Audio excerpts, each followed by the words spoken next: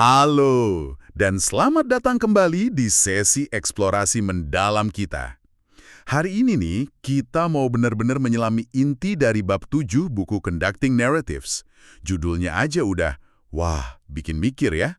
Improvisasi strategis, seni menyeimbangkan keteraturan dan kekacauan. Kayaknya ini tantangan yang relevan banget ya sekarang ini. Sangat relevan. Sumber kita kali ini benar-benar ngasih kita kacamata yang kuat lah buat ngelihat gimana sih caranya kita bisa, lincah gitu di dunia yang penuh gejolak ini, tapi ya nggak sampai kehilangan arah juga. Tepat. Jadi, misi kita kali ini tuh, kita mau bongkar nih esensi dari improvisasi strategis ini. Gimana caranya kita bisa cerdas ya, menari di antara dua kutub ini. Di satu sisi kita butuh struktur, butuh rencana, keteraturan lah ya. Tapi di sisi lain, kita juga harus bisa responsif, kreatif gitu, pas ada hal tak terduga muncul. Nah, itu kekacauannya. Betul. Bukan teori aja kan? Ini seni menavigasi dunia VUCA, volatile, uncertain, complex, ambiguous, yang, ya ampun, kita hadapi tiap hari. Iya. Dan buat Anda nih, pendengar kami yang selalu pengen belajar, pengen paham kompleksitas di sekitar kita, atau mungkin Anda yang butuh cara cepat gitu nyerap info penting tanpa merasa kebanyakan detail. Nah, konsep inti bab 7 ini, soal ngimbangin keteraturan sama kekacauan, wah, ini bisa jadi kunci pemahaman baru yang berharga banget. Mungkin Anda pernah dengar ucapan terkenalnya petinju Mike Tyson, yang bilang, semua orang punya rencana sampai mereka kena pukul di mulut. Iya, sering dengar itu. Atau mungkin Anda pernah dengar cerita di balik konsernya Keith Jarrett, musisi jazz legendaris itu loh. Mahakarya yang justru lahir dari kondisi yang, serba terbatas banget. Pianonya aja nggak sempurna. Menarik itu. Nah, kita bakal lihat nih gimana dua cerita ini tuh kayak menangkap ruh dari apa yang kita sebut improvisasi strategis ini. Oke, mari kita mulai dari gambaran besarnya dulu kali ya. Kenapa sih konsep kayak improvisasi ini jadi krusial banget sekarang? Buku ini kan dari awal udah ngasih gambaran lanskap dunia kita pakai label VUCA itu. VUCA ya? Iya, volatilitas harga, ketidakpastian politik, kompleksitas rantai pasok global, ambiguitas informasi, banyak banget. Semuanya saling kait, penuh paradoks, dan nuntut kita buat terus adaptasi. Anthony Giddens bahkan nyebutnya runaway world. Runaway world, dunia yang lari kenceng gitu ya. Terus kalau dunianya gerak secepat itu artinya apa nih buat cara-cara kita merencanakan sesuatu yang lebih tradisional gitu, yang biasa kita andalkan? Nah, itu dia pertanyaan kuncinya. Perencanaan jangka panjang, LRP itu, atau pendekatan manajemen strategis yang klasik, yang mungkin dulu oke-oke aja, sekarang seringkali rasanya, kurang pas gitu. Kurang nendang gitu ya? Kurang nendang, betul. Bayangin aja, dulu mungkin perusahaan bisa bikin rencana strategis buat 10-15 tahun ke depan. Sekarang, horizon waktunya itu jadi pendek banget. Kita sering dengar istilah quarterly capitalism. Fokusnya ya cuma laporan kuartalan aja. Oh iya. Tingkat prediktabilitasnya anjlok. Rencana yang udah disusun rapi gitu, bisa jadi basi bahkan sebelum tintanya kering. Itu jadi inget satu analogi cerdas di buku ini, cerita soal peta itu loh, yang diceritain sama Albert Szent-Györgyi. Jadi ada sekelompok tentara Hungaria lagi patroli di pegunungan Alpen pas Perang Dunia Pertama. Terus mereka kejebak badai salju hebat, tersesat, bener-bener hilang arah. Udah pasrah lah mereka, mikir bakal mati kedinginan di situ. Waduh, genting banget ya situasinya. Genting banget. Tapi tiba-tiba nih, salah satu dari mereka nemu peta di sakunya. Langsung aja semangat mereka bangkit lagi. Mereka ngerasa punya harapan, ada pegangan gitu, ada arah lah pokoknya.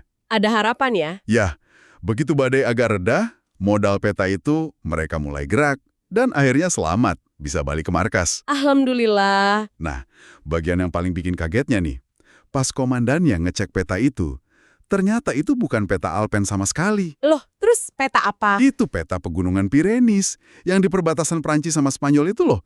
Peta yang salah total. Wah, serius?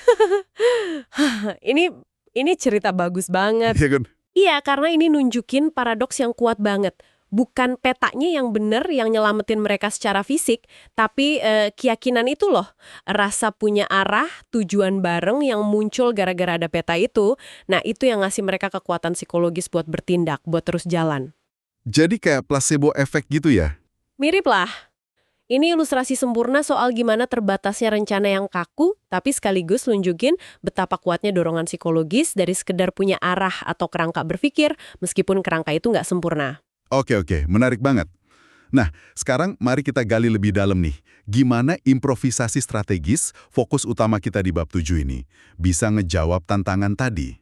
Buku ini kan gambarinnya kayak titik temu gitu ya, jembatan antara dua logika yang seringnya dianggap lawan. Betul. Di satu sisi ada strategi yang biasanya kita kaitin sama keteraturan, rencana, struktur, prediktabilitas.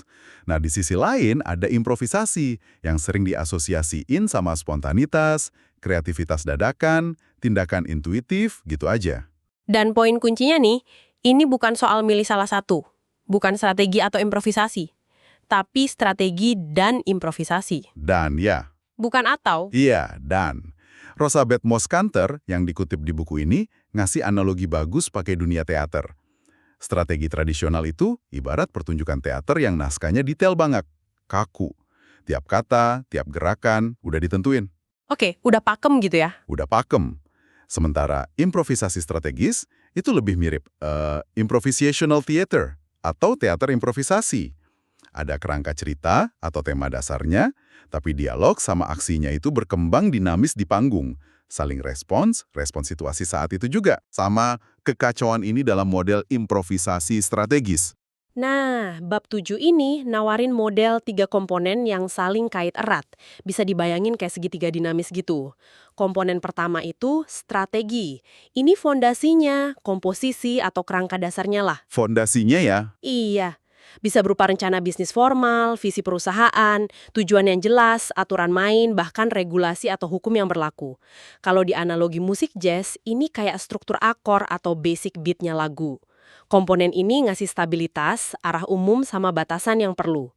Ini sisi keteraturannya. oke, jadi ada kerangka atau struktur dasarnya. Itu yang pertama. Terus apa lagi? Komponen kedua itu narasi. Ini lapisannya, interpretasinya, pemaknaannya, atau bisa dibilang jiwanya dari strategi tadi. Narasi ini ngejawab pertanyaan penting. Kenapa sih ini penting? Kenapanya ya? Betul. Gimana para pemimpin dan anggota tim itu paham tujuan barengnya, dan gimana mereka nyambungin itu ke makna yang lebih dalam, baik buat diri sendiri maupun bareng-bareng. Narasi itu cerita bersama, yang gak cuma nuntun tindakan tapi juga ngebangkitin motivasi, komitmen. Inilah yang nyiptain makna sama koherensi di tengah ruwetnya keadaan. Strategi sebagai kerangka, narasi sebagai makna. Nah, yang ketiga, Yang ketiga adalah improvisasi itu sendiri. Ini soal tindakan adaptif, penyesuaian situasional, dan kolaborasi kreatif yang terjadinya di dalam kerangka strategi tadi dan dijiwai oleh narasi. oke, jadi di dalam kerangka ya, bukan ngawur. Betul, di dalam kerangka, ini kemampuan buat ngerespons momen, manfaatin sumber daya yang ada. Kadang nggak terduga loh sumber dayanya, nangkep peluang yang tiba-tiba muncul, atau ngatasin kendala yang nggak diprediksi. Balik lagi ke analogi jazz tadi, ini kayak pas musisi main solo melodi yang baru. Unik, tapi tetap dasarnya dari struktur harmoni sama tema lagu yang udah ada. Jadi tetap ada benang merahnya ya. Iya, inilah yang bawa elemen kekacauan, tapi yang terkelola. Yang bikin kita jadi lincah dan bisa adaptasi. Nah, ini penting banget nih digarisbawahi. Kayak yang ditekankan di buku. Ini bukan proses lurus kaku gitu, strategi dulu, terus bangun narasi, baru deh boleh improvisasi. Justru, ketiga komponen ini digambarin kayak siklus yang muter terus. Betul, siklus. Strategi, narasi, sama improvisasi itu saling pengaruhin, saling nguatin terus-menerus. Mungkin intisarinya bisa kita rumusin gini kali ya. Improvisasi strategis itu soal menghidupkan narasi yang bermakna lewat tindakan adaptif sesuai situasi, itu improvisasinya, tapi semuanya tetap jalan di dalam koridor strategi yang jelas. Nah, itu cakep rangkumannya. Jadi, balik lagi ke Mike Tyson tadi. Punya rencana, strategi, itu penting, tapi kemampuan adaptasi pas kena pukul, improvisasi, yang didorong sama pemahaman mendalam kenapa kita ada di ring tinju itu, narasi, nah itu yang nentuin hasil akhirnya. Gitu kan? Persis, Anda nangkap intinya dengan baik sekali. Dan buat bener-bener bisa ngejalanin seni improvisasi strategis ini, emang butuh mindset atau cara pikir yang beda dari pendekatan manajemen yang biasa. Beda ya mindsetnya? Beda. Bab 7 ngebahas ini cukup dalam, ngambil dari studi Rosabeth Moskanter tadi, sama prinsip-prinsip dari dunia improvisasi jazz oleh Frank Barrett. Ini kontras banget sama pandangan klasik yang seringnya mikir kalau perencanaan itu harus matang dulu, baru boleh bertindak.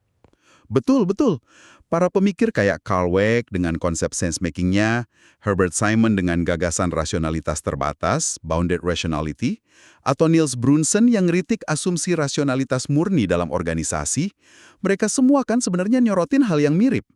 Iya, mereka semua mengarah ke sana. Mereka nekenin kalau di dunia nyata yang kompleks ini, tindakan itu seringnya duluan atau jalan barengan sama pemahaman penuh.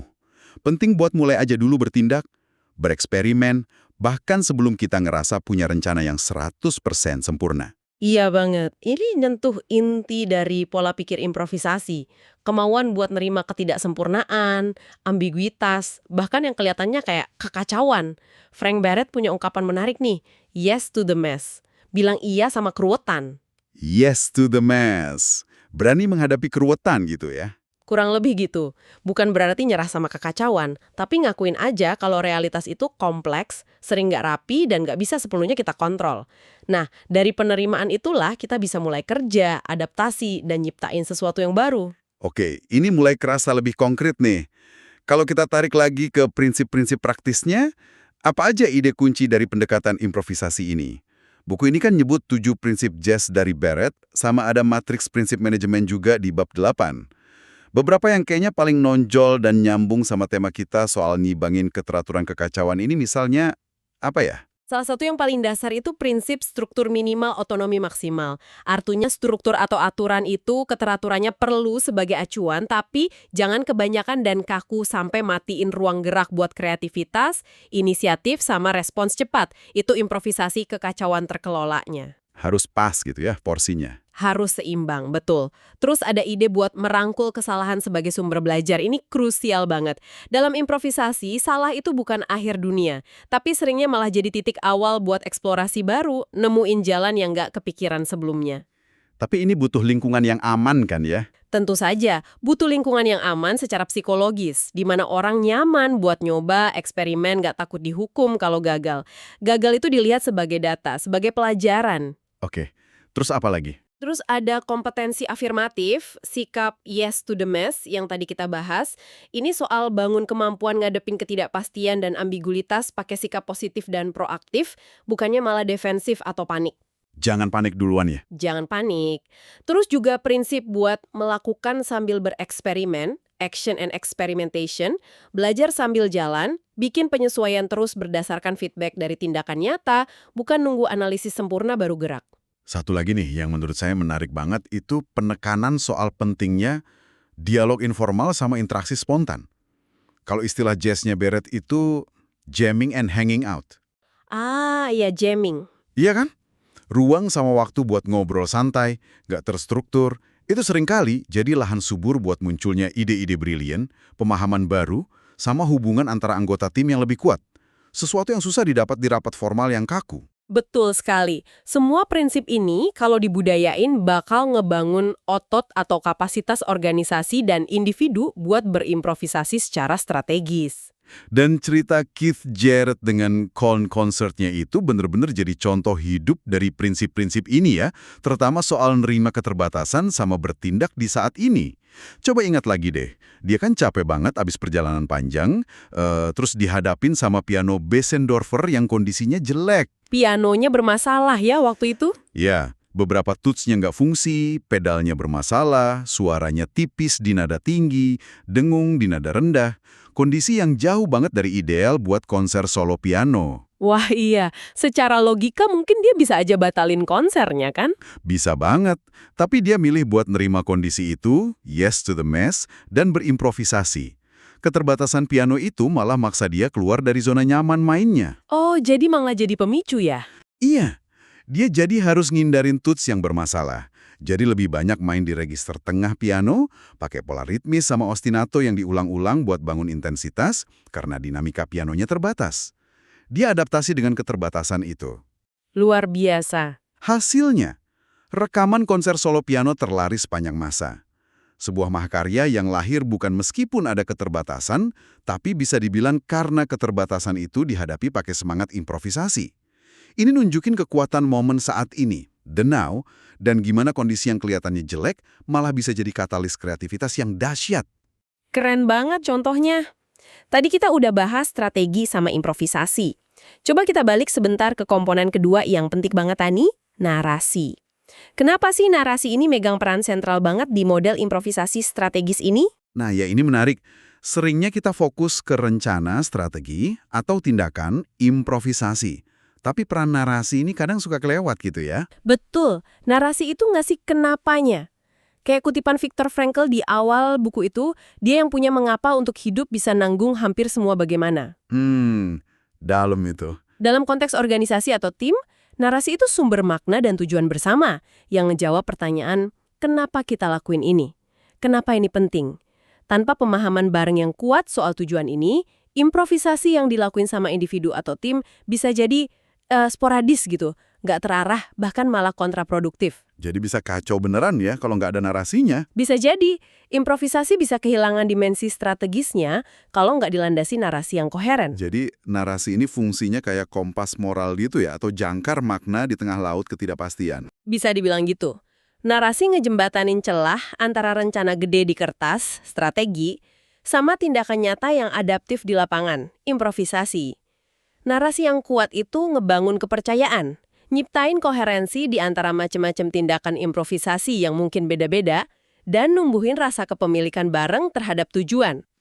Jadi kalau semua orang paham kenapanya, Nah, kalau setiap orang paham dan ngerasain kenapa arah ini penting, mereka bakal lebih bisa bikin keputusan-keputusan kecil dan penyesuaian di lapangan yang cerdas dan sejalan sama gambaran besar, bahkan tanpa perlu instruksi detail terus-terusan. buku ini ngasih contoh bagus di bab 8 soal gimana narasi yang kuat bisa bikin improvisasi jadi efektif. Misalnya, IKEA dengan narasi The IKEA Way-nya yang udah nempel banget di budaya mereka. Oh iya, IKEA ya? Itu kan bukan cuma slogan, tapi seperangkat nilai sama cerita bareng yang nuntun karyawan di toko manapun di dunia buat bikin keputusan sehari-hari dari cara layanin pelanggan sampai nata display yang konsisten sama identitas dan strategi IKEA, seringnya tanpa perlu manual prosedur detail buat tiap situasi. Betul. Contoh lain yang menarik itu soal proyek konstruksi besar yang dipecah jadi unit kerja yang lebih kecil dan bermakna. Tiap tim nggak cuma tahu tugas teknisnya, tapi juga paham gimana kontribusi spesifik mereka nyambung ke tujuan keseluruhan proyek. Oh, jadi mereka lihat gambaran besarnya ya? Iya, narasi soal bangun jembatan ikonik atau nyiptain pusat komunitas baru itu ngasih makna lebih dari sekedar nuang beton atau masang pipa. Dan penting juga gimana narasi itu dihidupin ya. Buku ini nyebut konsep talk the walk, yaitu nyiptain bahasa, metafora, atau cerita bareng yang khas. Kayak contoh startup yang pakai istilah mistake scars buat ngubah stigma gagal jadi semacam lencana pengalaman. Mistake scars, menarik itu. Iya kan? Dan tentu aja yang lebih penting lagi itu walk the talk. Perilaku para pemimpin harus konsisten nyerminin dan nguatin narasi yang diomongin. Kalau nggak nyambung, narasi sekuat apapun ya bakal runtuh, hilang kekuatannya. Tepat sekali. Konsistensi antara kata dan perbuatan itu kunci kredibilitas narasi. Harus sejalan. Oke, wah. Ini semua ngasih pemahaman yang kaya banget ya soal seni nyiimbangin keteraturan dan kekacauan lewat improvisasi strategis. Sekarang, coba kita bawa ini lebih dekat ke Anda nih, pendengar kami. Abis nyimak pembahasan ini, gimana kira-kira pemahaman soal konsep ini bisa ngebantu Anda secara pribadi gitu? Buat navigasi kompleksitas dalam hidup atau kerjaan Anda sendiri. Mungkin pas lagi hadapin proyek yang tuntutannya ganti-ganti terus. Bisa jadi. Atau pas lagi nyoba belajar bidang baru cepet-cepet, atau bahkan sekedar ngelola arus informasi sama tuntutan sehari-hari yang kadang rasanya, wah banjir banget. Penting buat diingat nih, kerangka pikir improvisasi strategis ini nggak cuma buat perusahaan gede atau organisasi formal aja. Ini tuh sebuah pola pikir, sebuah pendekatan yang bisa diterapin di macem-macem skala. Jadi bisa buat personal juga ya? Banget. Ini soal nemuin keseimbangan personal Anda. Punya arah atau tujuan hidup yang jelas, itu strategi personal Anda. Paham secara mendalam kenapa tujuan itu bermakna buat Anda, itu narasi personal Anda. Dan di saat yang sama, tetap lentur, kreatif, adaptif dalam cara Anda ngejar tujuan itu, siap ngerespons liku-liku tak terduga dalam perjalanan. Itu improvisasi personal Anda. Jadi, ini bukan cuma soal strategi bisnis, tapi juga strategi ngejalanin hidup di tengah ketidakpastian ya. Tentu saja, ini soal gimana kita bisa punya rencana tanpa jadi budaknya rencana itu.